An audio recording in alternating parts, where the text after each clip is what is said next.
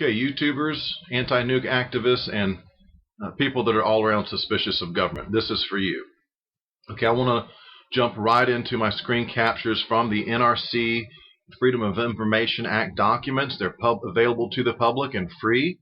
And I want to look at a Ministry of Foreign Affairs from Japan, a circulation of theirs that goes out to all missions. This is from the 12th of April, 2011. So this is a month after the tsunami and the earthquake. And I want to look at two sections of this screen capture, and then we'll concentrate in this particular video, in this discussion. I want to debunk their estimates, their models on the plume and the fallout. Okay, and again, I put it to you that they know better, and they were purposefully downplayed, and I'll get to that in just a second. First of all, I want to read to you this section at the top. It says, with regard to the accident at Fukushima Daiichi nuclear power plant, the Nuclear and Industrial Safety Agency, NISA, has decided to raise nuclear accident severity level, according to the INES standard, to the highest level 7, parentheses, same as the accident at Chernobyl, close parentheses, from current level 5, based on the latest information gained. Okay, let me have a quick look at that, and let's talk about that real quick, because when you look at the severity of the accident, what they knew early on, prolonged station blackout, Zerk fire, melt on the floor, all this other business, you would look at probably one unit and say that's a level 7. I mean, to be quite honest with you, with what we know now and what they knew then, because many of us we're ignorant and we're still learning, but the experts know all this and have known it all along. So to even raise it to a 7, that's still quite ridiculous and utterly downplayed, because you have multiple units in question. And each of these has the potential to release vast amounts of radiation, and in fact, that's exactly what was ongoing. There's a prolonged station blackout. You can't cool the fuel, and you can't get power or water to it. And so the worst of the worst does happen in a prolonged station blackout. And so, again, if you want to give it a fair rating, you would look at each individual unit and say, well, 4, while it wasn't active at the time, it had a heavy offload into the spent fuel pool. Units 1, 2, and 3 were functioning at the time, and Unit 3 also had a spent fuel pool fire. And so looking at that, you would go in and look at each one and say, well, each one of these with this corium melt through, this China syndrome, it's got to be at least a Chernobyl level. And I would go through on each one, and at least to be fair, you would be much beyond, I don't know what that scale goes to, 10 or 12 or something like that. You would have to take it to its very highest, and say it's likely beyond that. This is a catastrophic accident. I use that term loosely, like we've never seen before, And I use the term accident loosely, folks, because strangely absent from any government discussion is the possibility of a tsunami bomb or a remote earthquake set off through electromagnetic waves. This is what General Cohen, our Secretary of Defense, spoke about in 1997. Okay, now let's examine the area I have highlighted here, and this is the focus of this video is on their downplay of the modeling. And it says the estimated total amount of radioactive material discharged into the air, however, is approximately 10% of that of the accident at Chernobyl. So they're raising the level to 7, but they're saying it's not a whole lot of emissions coming out of there. And this is total bunk. Let's begin to debunk this. This next screen capture is one I just recently found, and that's why I'm kind of redoing this. And I've already done this already on the downplayed modeling. But again, this just concretes and makes my case that much more robust. And let's look at the highlighted. This is from an IAEA release, also from the 12th of April, 2011.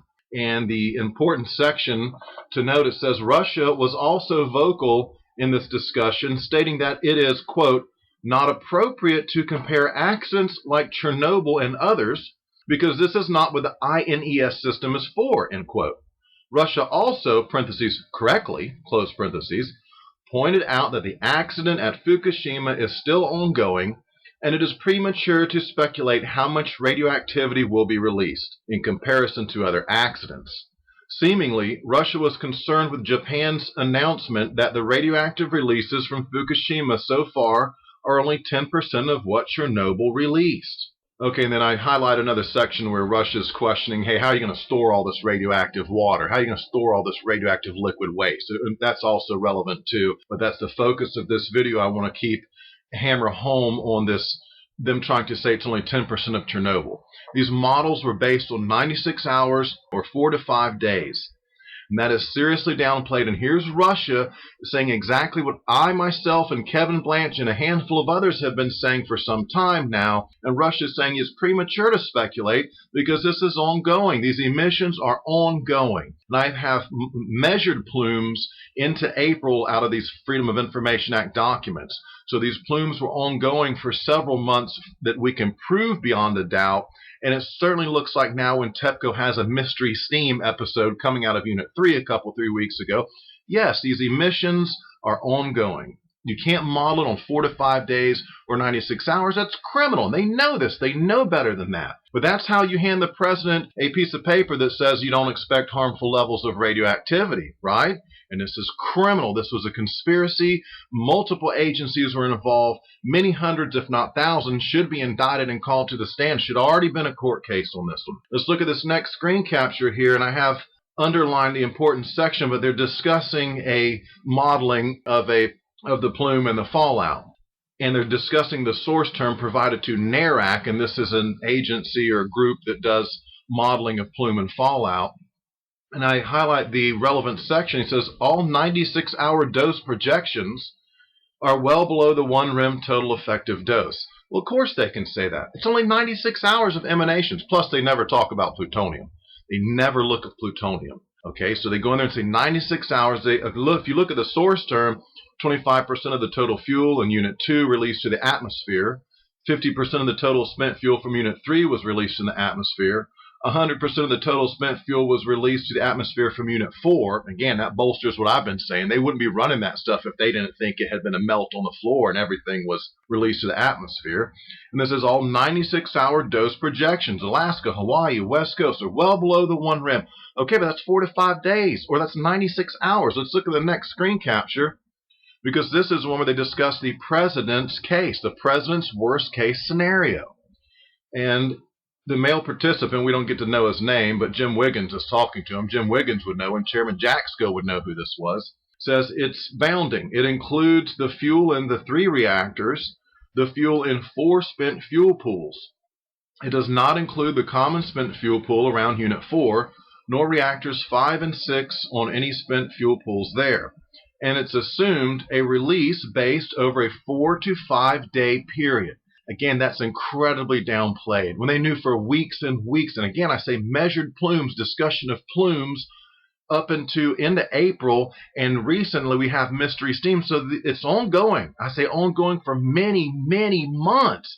Had they actually modeled it on the real length of time that would have been realistic, it would have broke all of these protective action guidelines, and they did not want to give warnings. And folks, this is the crime. This is Plumegate. This is the cover-up. This is the horror of it all. I mean, what can I say? Women and children out in the rain. Pregnant women out in the rain. Athletes exercising on the West Coast when the nanoparticulates and the aerosolized plutonium swept across us, folks. This is the travesty of it all.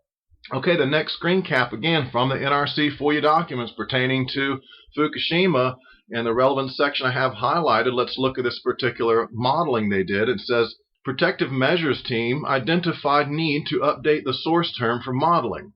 A Melcore Trans-Pacific model needs to be worked, shows about 4.5 rem iodine to children. Interagency agreed on a model last night. We have requested NARAC, again they do the modeling, to make changes showing 70% core damage versus the 33% damage assumed previously. We are trying to ensure that the over-conservatism errors in the 4.5 rem does not get issued. So right there they knew, the Protective Measures Team, that was over-conservative, and they must have known that 4 to 5 days to model, 96 hours to model, criminal, absolutely criminal. You can't say you didn't know. It was an orchestrated, organized effort to be able to hand that president a piece of paper that says we don't expect harmful levels according to NRC and other experts. Okay, next screen cap, again from the NRC FOIA documents pertaining to Fukushima. Mr. Zimmerman. Yes, and just to throw a value at you to let you know why the concern is so high is that Transamerica model guy from Scott out is talking 4.5 rems is a thyroid for infants in California. Chairman Jaxco, right. Mr. Zimmerman. So I think that's a high priority for us to get our arms around. Jacks go, yes. 4.5 rims. Again, that's based on what? 96 hour or 4 to 5 days at most. These emissions were many months ongoing at a very high level, and even today they're still coming out to some degree, right? I don't deny that the bulk, the most intense emissions and emanations would be early on, and as the months pass, we would hope that would taper off. But again, this is a China syndrome. These fuel rods have melted into corium blobs. It's so superheated, they've melted down into the earth, left these lava tubes behind them, and the stuff is still coming out. The best they can do is pump water down the holes, is what seems to me is what they're probably doing. And thus the Pacific Ocean is just getting hammered with plutonium and cesium and tritium and everything else. Okay, next screen capture. Mr. Weber. Again, from the NRC FOIA documents. Mr. Weber. We did get some new information. We got the results of the NARAC run for the plausible bounding scenario that we were working on yesterday and that Steve and Charlie talked about yesterday, redacted.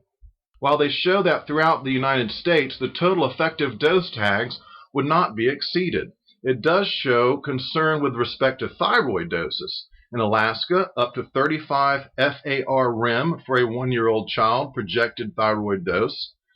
And that's for a northeast wind. And also up to 6.4 in Alaska for the thyroid dose for the 1-year-old for an eastern wind. And in Midway, if the winds are from or to the east, would show a dose up to 4.9 REMs to the thyroid for a 1-year-old child.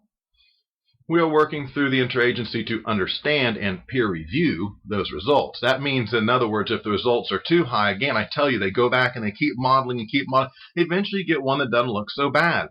And here's one, even on 4 to 5 days or 96 hours, take your pick, that's still to the thyroid. I understand it's a different way they calculate to the thyroid, but nevertheless, to me, that's concerning, knowing those numbers would be very, very, very, very conservative based on what? Just a couple days. Not even a month, not even 2 months. Again, I have measured plumes from TEPCO in these FOIA documents. I'll try to remember to throw one in here. Over a month after the catastrophic meltdowns and the tsunami and the earthquake. So over a month later, 40 days plus later, there are still things going on that plumes are being emitted. That means, at some point there's a more intense release and it may taper off, but then something happens again, boom, there's an emanation, plume, smoke, and you have another major release. And this was ongoing for many weeks. All these documents, if you read my book on Plumegate, I go down in there and show you that this is definitely the case. They talk about plumes for many weeks in. This is an ongoing event. They say it's not going away.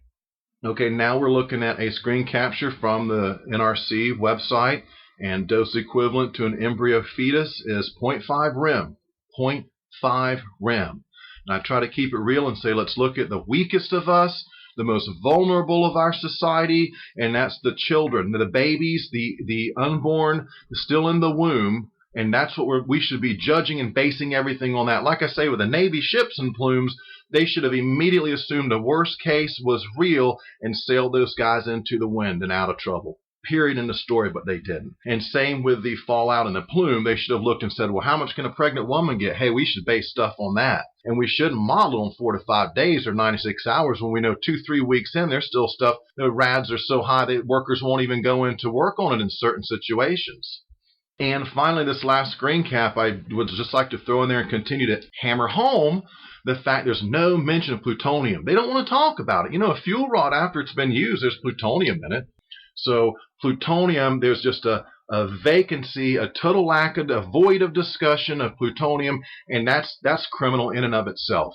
So the modeling is downplayed in the duration of the emanations of the radiation that's being ejected and carried away in the form of plumes and radioactive cloud. And plus, they're not modeling for plutonium or not. There's no discussion of plutonium at all. And I tell you, that's absolutely criminal, absolutely criminal. Okay, so that pretty much, under 20 minutes, that should give you an idea of how Obama was able to come out and keeping his nose clean. He's able to say, hey, NRC told me that, and other experts told me that.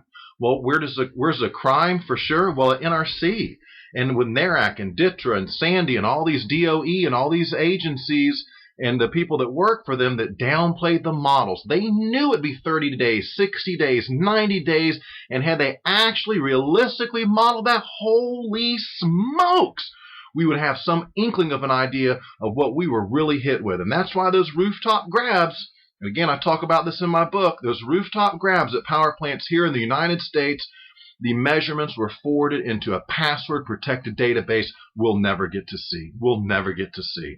Okay, that's it, guys. Thanks for sticking around for another video trying to debunk some of this. Wow, it's just a travesty and it's a crime.